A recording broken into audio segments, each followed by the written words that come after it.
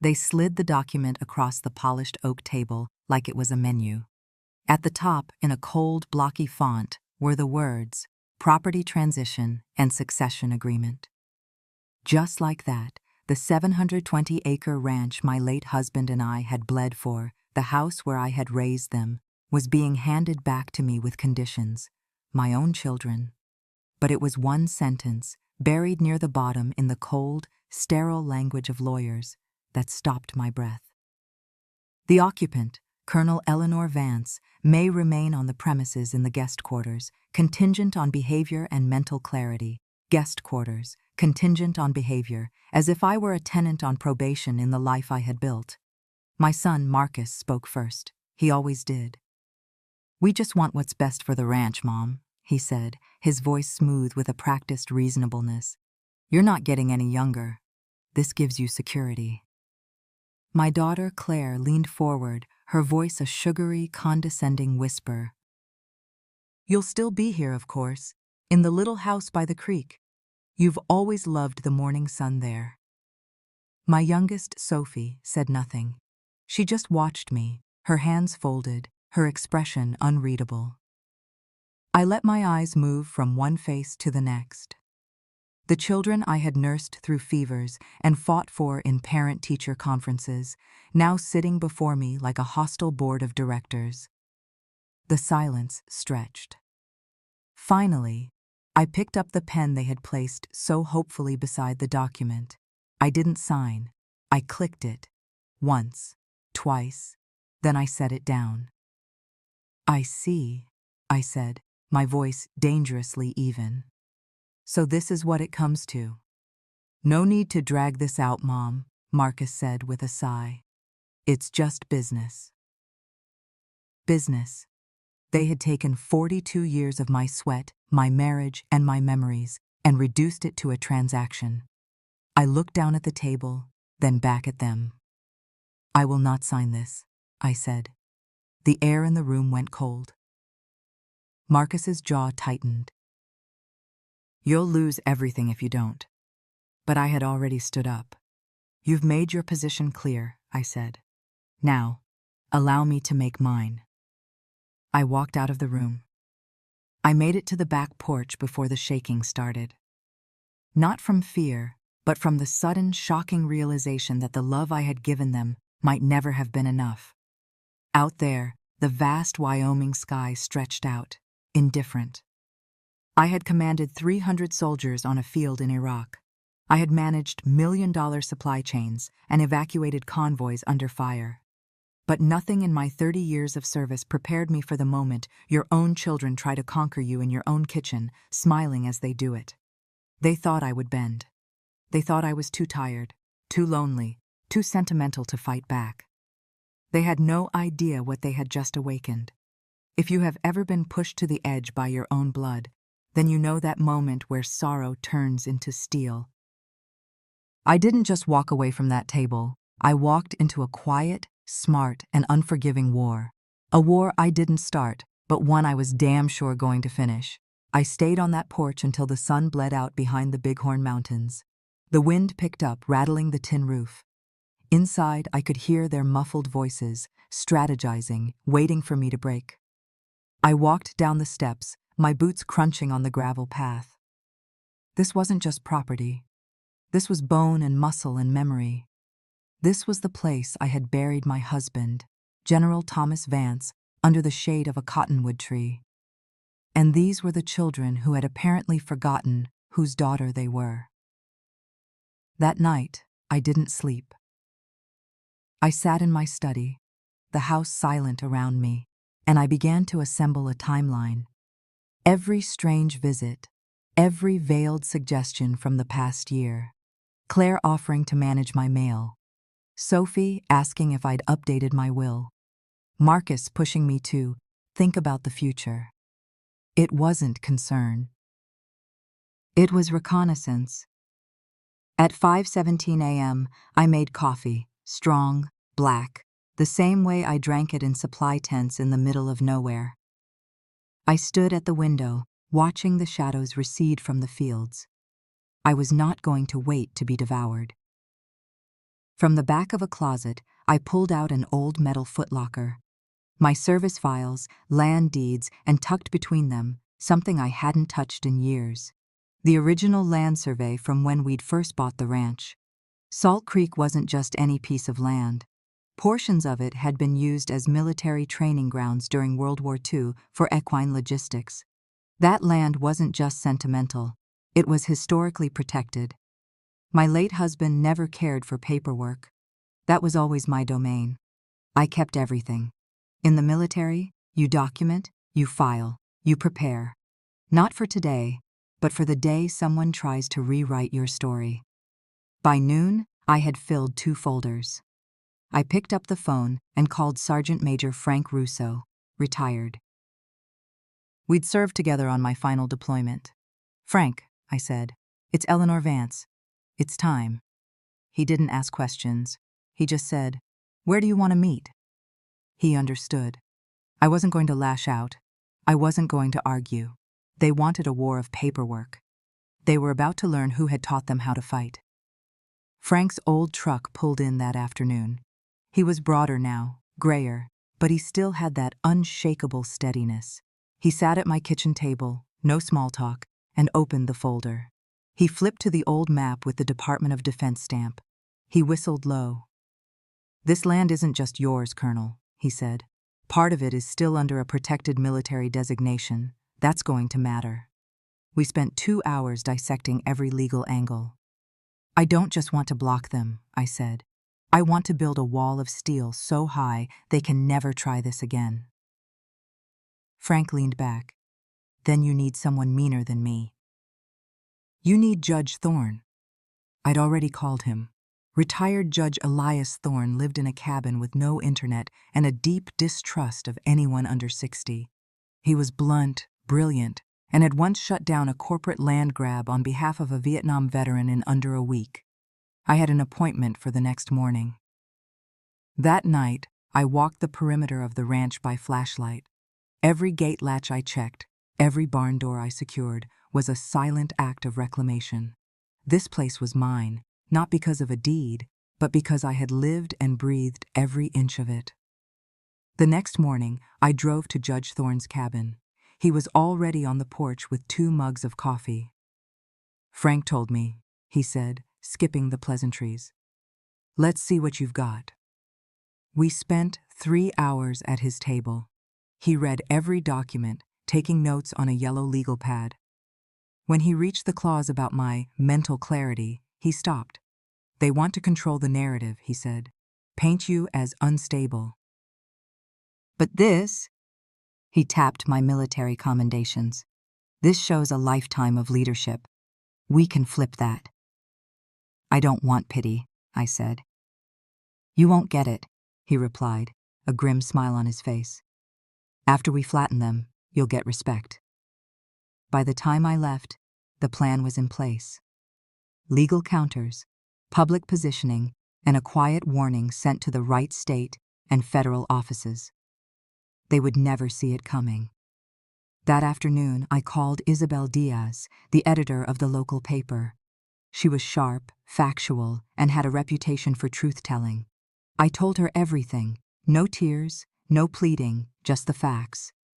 The succession agreement, the mental competency clause, the land's military history.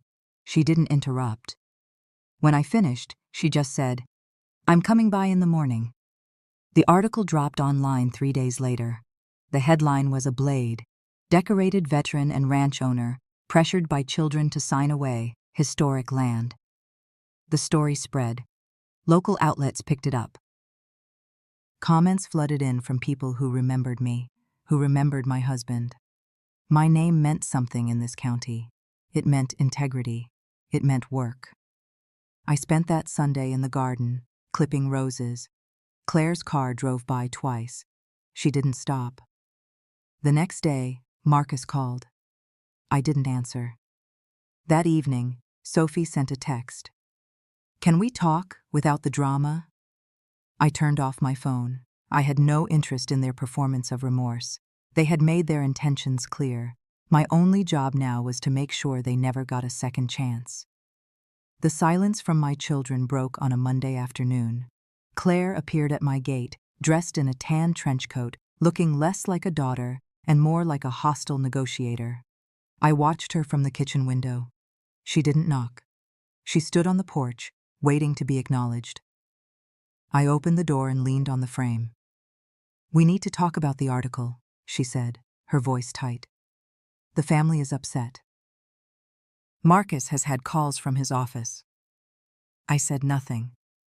"We're willing to revise the document," she offered, as if this were a great concession. A short, dry laugh escaped me. "Claire, you were willing to have me sign away everything I built. Now you're concerned about reputation?"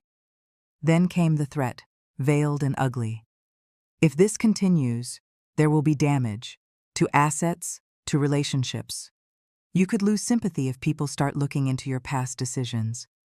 The tax filings, that inheritance you never reported in 2002. They had been digging. I expected it. What they didn't know was that I had nothing to hide.